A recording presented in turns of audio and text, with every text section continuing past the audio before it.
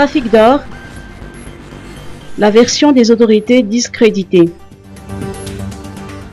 Rebondissement dans l'affaire des 73,5 kg d'or sortis illicitement de Madagascar et saisis fin décembre en Afrique du Sud.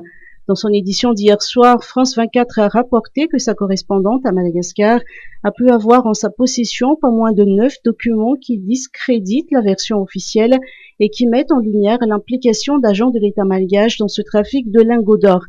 Le vol spécial qui a servi à transporter l'or a bien reçu le feu vert des autorités aéroportuaires malgaches, car le document de la déclaration générale mentionnant les noms des passagers, les pilotes ainsi que la destination finale a été tapé à l'ordinateur, tamponné et signé par l'agent d'encadrement des douanes.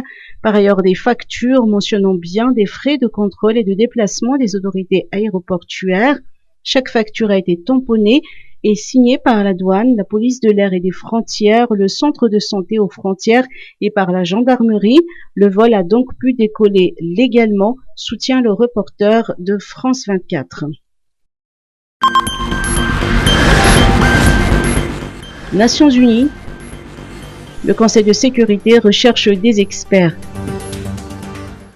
Le groupe d'experts du Conseil de sécurité des Nations Unies pour la République populaire démocratique de Corée prévoit d'étoffer son équipe par le recrutement de nouveaux experts.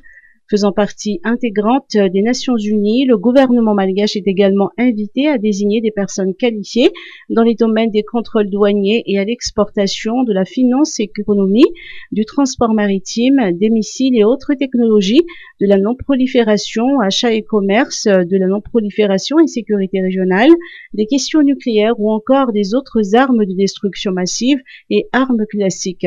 La date limite de soumission des candidatures est fixée au 12 février 2021.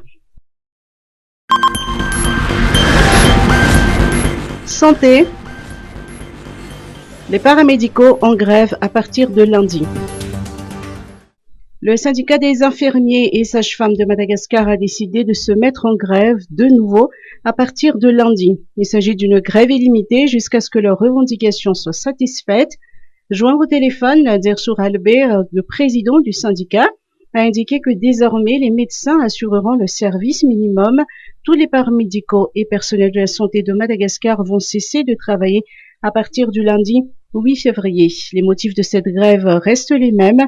Le syndicat revendique entre autres le paiement des indemnités de réquisition durant la première vague de la pandémie. Il réclame également le recrutement de 10 000 paramédicaux bénévoles qui ont pris part à la riposte sanitaire. Dersour Albert confirme bien qu'aucune des revendications du syndicat n'a eu de réponse positive de la part du ministère de la Santé publique, malgré les différents échanges entre les deux parties. Au contraire, ils subissent des pressions et des intimidations. Emploi et formation professionnelle vers une mise à jour de la politique nationale. La politique nationale de l'emploi et de la formation professionnelle a été mise en œuvre depuis 2016.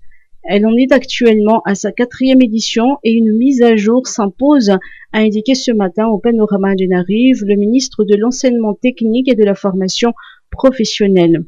Le but de la concertation et de l'atelier est de mettre à jour la politique de la formation professionnelle et de développement des compétences techniques et professionnelles au service de l'émergence de Madagascar.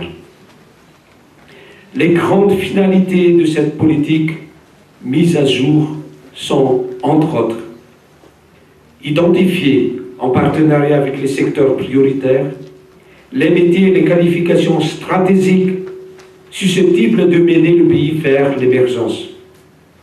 Investir dans une formation d'intérêt national prioritaire pour fournir les main-d'œuvre qualifiées afin de soutenir les secteurs en émergence, en l'occurrence les secteurs d'entreprise, les secteurs traditionnels et artisanaux, et aussi créer à la fois l'excellence sur le marché international et le bien de vivre pour tous sur le territoire national. La concertation qui se poursuivra demain portera entre autres sur les nouvelles orientations à promouvoir dans les domaines de la formation professionnelle et du développement des compétences afin de cadrer avec la politique de l'émergence. Lutte contre le changement climatique, 50 millions de dollars de crédit carbone pour Madagascar. Madagascar a signé son premier programme de réduction des émissions dues à la déforestation et à la dégradation des forêts REDD+. Après 10 ans de négociations, le pays a obtenu l'accord de paiement du programme de réduction d'émissions Atiala Antinanan d'une valeur totale de 50 millions de dollars provenant du Fonds de partenariat pour le carbone forestier ou FCPF. Cet accord a été acté ce matin à l'hôtel Carlton à Nuus entre Richard Ndjimanja, tout ministre de l'économie et des finances, et Dr Bomiav Tsevainalarar-Niri, la ministre de l'Environnement pour la partie malgache, et la représentante des opérations de la Banque mondiale, Marie-Chantal Ioannil-Guira. Écoutons les propos de Marie-Chantal Ioannil-Guira. Pour le carbone forestier, à hauteur de 50 millions de dollars, signifie que Madagascar va pouvoir renforcer les activités qui réduisent les émissions liées à la déforestation et à la dégradation forestière à travers le programme des émissions Atiala Antinanan. Au nom du monde, comme citoyen du monde, je vous remercie de tout cœur. La prochaine étape, bien entendu, offre au pays l'opportunité de s'attaquer aux problèmes de déforestation et de dégradation forestière à travers sa source, tout en contribuant à l'effort global pour lutter contre le changement climatique. Il n'y a pas longtemps, le gouvernement avait tenu une journée de réforestation et je pense que la plupart de nous tous avons pu assister de près ou de loin. Je peux dire qu'au niveau de la Banque mondiale, nous avons un lot de terrain dans lequel tout le staff de la banque a pu contribuer à cet effort.